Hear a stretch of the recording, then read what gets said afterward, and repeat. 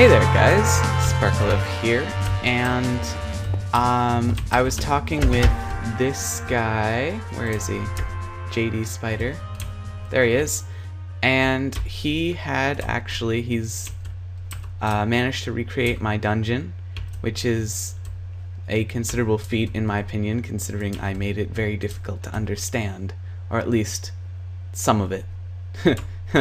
Especially this part right here. So basically what I think I'm going to be doing in this video is rebuilding this, showing how it works, and all that fun stuff. So let's jump right in. We're going to start with our input. Okay, so that is, and I'm gonna have to look over here because I haven't, oh right, okay. Yeah, I haven't made one of these in a while.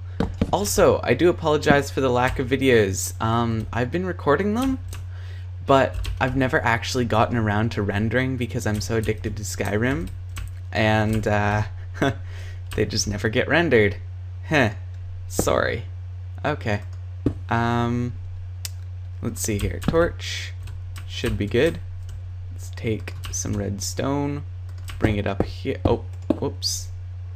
Bring it up here. Then what did we do? Oh yeah, we invert. Okay. So let's see here. Is it on that level? No, we don't bring it up, that's why. There we go. And now we will take, yeah, the redstone out one. Redstone out one, and then we need our piston. So, non-sticky, preferably. Yeah. Alright, so, yeah, okay. 1, 2, 3, and 4, because there are 4 waves. Now we are going to need something that is affected by gravity. I prefer sand, just because gravel looks a little ugly. Don't tell him I said that. Or I don't know what he'll do, actually. Let's just take this sandstone all the way along. So this down here is what is going to drive our pistons upwards. So every time there's a pulse down here, now I'm gonna need a button. Button. So every time there's a pulse down here, all those pistons go up. And because I'm on a server, it's laggy and you couldn't exactly tell. But in single player, or if you've got a server that you're hosting locally, or you've got a server that's pretty good, then it won't lag as much and you'll be able to tell that they're going up. And that is, in effect, a monostable circuit. So, the piston takes the piston takes 1 tick to extend and retract, because over here is a monostable circuit. And, oh, wait, am I doing this right? I think I am. Okay, yeah.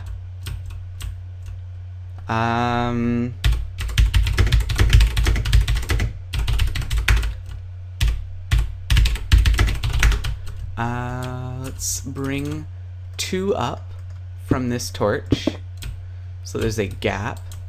Then we're going to put another torch, and whoops, right here. Now this is going to, I think, yeah, okay, so this is going to be our reset line. So let's put in our reset line right now. It's basically one above that redstone wire. The redstone wire activates. This is our reset line. Repeaters. Oh, and then we're going to want to put bricks in between here. Yeah, bricks in between here. And then on each of those, we are going to put a repeater set to, well, the first one is at 3, After that, we go to 4. If I stop lagging. 1, 2, 3, 4. That should adjust itself eventually. There we go. All is well that ends well that is happy, because happy things are very nice and not that frequent, surprisingly. So now, actually, let's just take our button and put it on the other side so that we can see what's going on.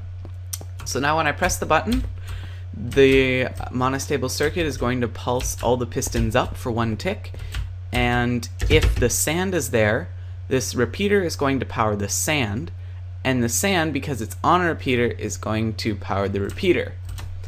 So let's give that a shot. Yeah, so the current went through, it's powering the sand, and whoops. Sorry about that. And the whatchamacallit, repeater is powering the sand, is powering the repeater after it. But because that's on 4, the current didn't have enough time to move to the next one. So for now, that one's just lit up. It's got charge, but it can't release it.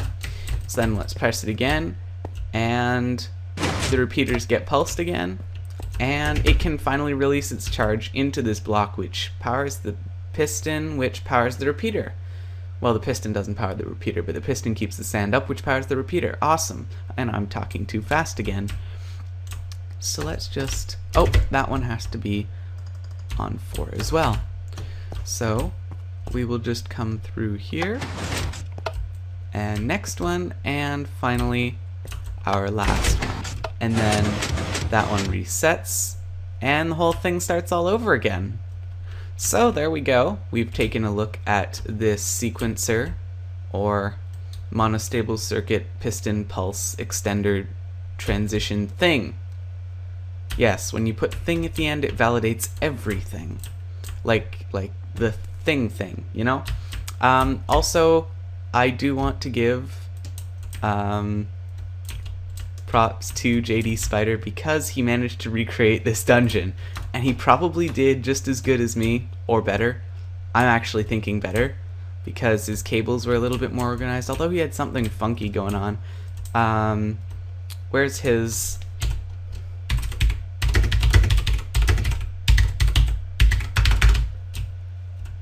where's his dungeon? I need to find it.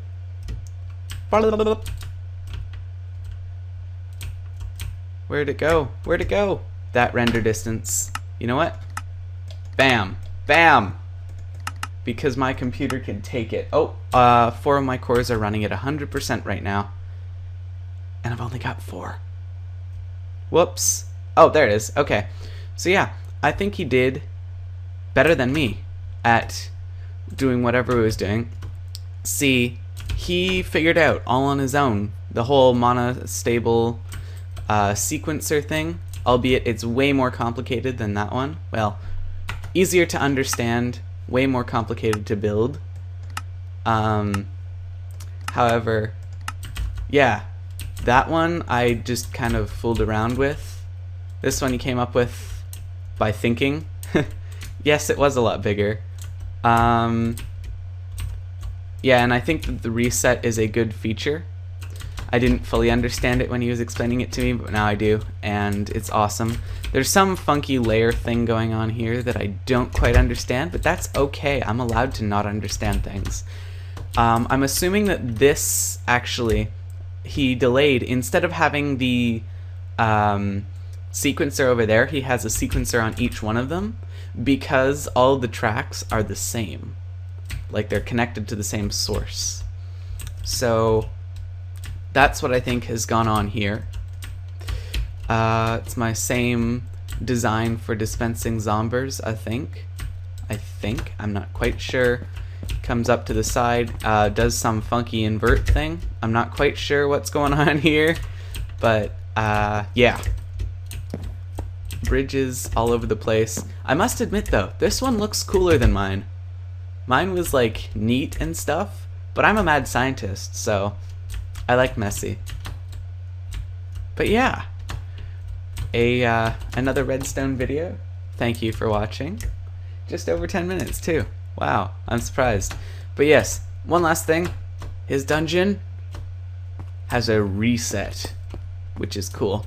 So while you're inside, if you die and you've lost all your stuff or something, I don't exactly know, but you can reset, and then instead of continuing to the next wave, you start at wave 1, which is a really nice feature.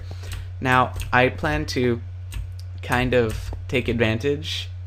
Yeah, I kind of plan to take advantage of this feature so that just like a real dungeon, if you die, I'm gonna put in a player detector.